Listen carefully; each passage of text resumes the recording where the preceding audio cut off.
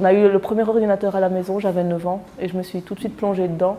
Et quand j'étais adolescente, j'ai fait une base de données avec les livres qu'on avait à la maison. J'ai fait une licence en histoire et là aussi j'ai manipulé beaucoup de données, des données judiciaires dans mon cas. Et donc du coup l'informatique me semblait encore très intéressant pour manipuler tout ça.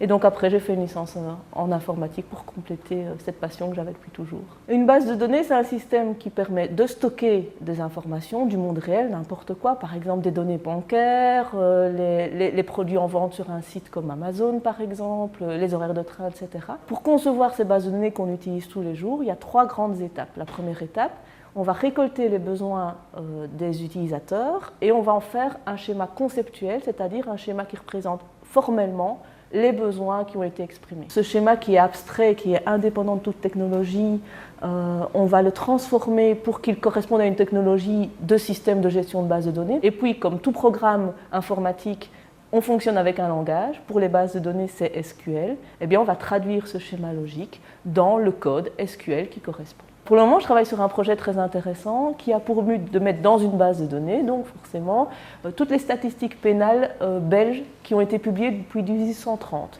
Notre but est vraiment de permettre aux gens, au lieu de devoir aller ouvrir tous les manuels et tous les tableaux et d'aller chercher les chiffres qui les intéressent, de pouvoir interroger la base de données qui permet de retrouver très facilement un chiffre et surtout qui permet de croiser très facilement les chiffres. Alors moi je suis passionnée par mon boulot, donc en général je ne trouve pas beaucoup d'inconvénients dans mon travail, si ce n'est que comme en informatique, tout le monde le sait, parfois ça bug, parfois ça coince, parfois on passe une journée entière à se dire mais pourquoi ça ne marche pas. Ce que je fais, même si c'est très technique, ça a toujours un ancrage dans la vie réelle et j'ai l'impression de servir à quelque chose et j'ai l'impression surtout que mes programmes servent à quelque chose et ça c'est vraiment passionnant.